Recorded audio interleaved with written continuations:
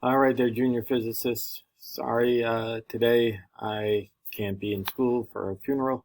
So I want to still kind of move things along a little bit.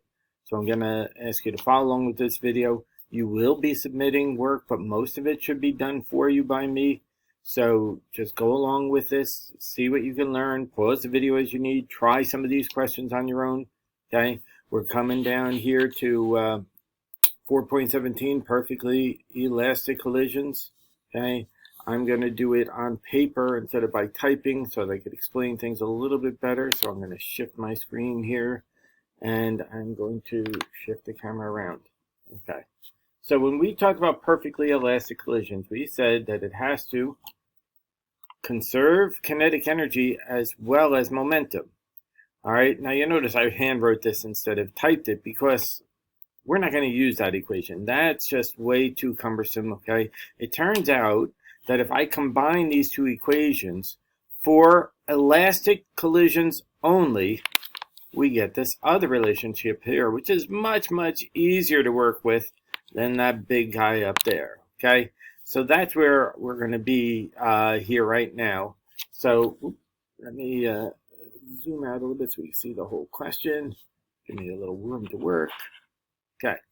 Two rubber balls are thrown at each other. The red ball, mass 600 grams, which we know we're going to make kilograms. So I'm going to divide by 1,000. So I'm going to say that's MA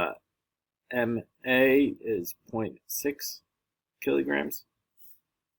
And this one would be then MB, and that's 0.3 kilograms. Let's just jump on that.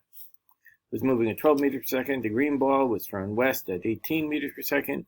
And we want to find the magnitude and direction of the final velocity of each ball. So I don't know either final velocity, and it's elastic, not inelastic, so they're not moving together. So we have to solve for two unknowns, which means we're going to have to use two different equations, okay? So this one's going to be a little different. So let's start with our momentum equation. So I'm going to say mr times vr initial, r for red, plus mg VG initial, G for green, equals MR VR final plus MG VG final. And then I'm also going to take that other equation and modify and talk about the fact that VR initial plus VR final has to equal V green initial plus V green final. Okay, so that has to be true. Now we need to do some substituting. So we know that the red mass is 0.6 kilograms, and initially it was going east at 12 meters per second. The green ball was thrown west, so we have 0.3 kilograms times negative 18 meters per second. And we know the red mass is 0.6, but we don't know its velocity. We know the green one is 0.3 kilograms. We don't know its final velocity. All right, so let's simplify a little bit. First of all, everything has kilograms, right? So let's just ignore that. You probably didn't put the units in anyway, but let's just eliminate that. So 0.6 times 12 is 7.2. 0.3 times negative 18 is negative 5.4. And on this side, I have nothing to simplify. 0.6 times VR final plus 0.3 times VG final. All right, there's nothing else I can do with that right now, so I gotta now work over here. We know that the initial velocity for the red was 12 meters per second east. We don't know the final. We know the initial for the green was 18 west, so I put in negative VG final. All right, so now what I'm going to do is add 18 to both sides to get rid of this. So that gives me 30 meters per second plus VRF equals VGF. And this I'm going to substitute right into here. So I'm just going to now take this and plug in there. So we're going to take 7.2 meters per second minus 5.4 meters per second equals 0.6 times VRF plus 0.3 times this. Okay, so now I'm substituting in to here. So 30 meters per second plus VRF. Okay. So now I need to simplify this side a little bit. Well, this side I get simplified down. 7.2 minus 5.4 is 1.8.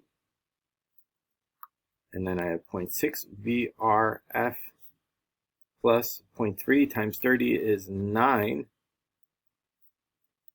And 0.3 VRF. All right, I'm going to subtract 9 from both sides. So that's going to give me negative 7.2 meters per second over here. And I'm going to combine 0.6 and 0.3 to say it's 0.9 VRF. So now I'm going to divide both sides by 0.9.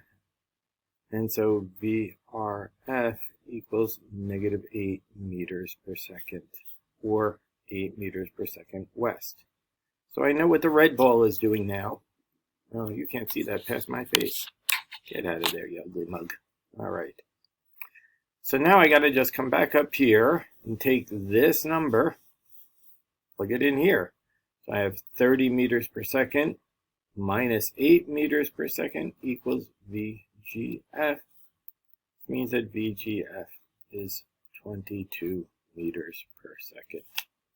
Or we could specify 22 meters per second east. Okay, take a moment and process that. Then I'm going to go on to number 2. So let's take this idea and go right on to number 2. Same idea.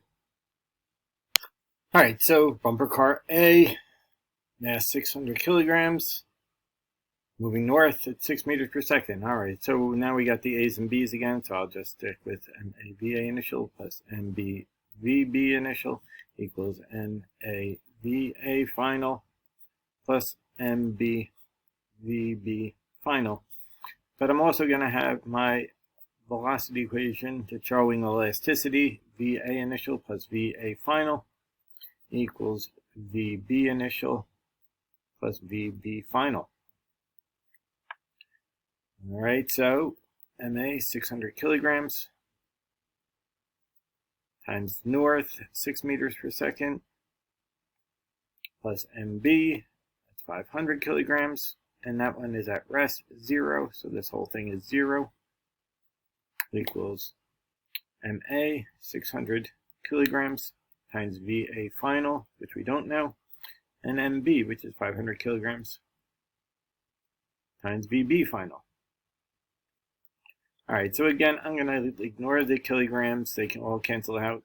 600 times 6 is 3,600 meters per second equals 600 VA final plus 500 VB final. All right, so now I got to come up to my elasticity equation. We know that the initial here is 6 meters per second plus VAF equals VB initial at 0 plus VBF.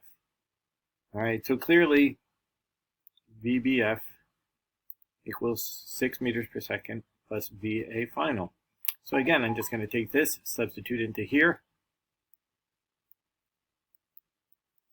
So I have 600 VAF plus 500 times 6 plus VAF.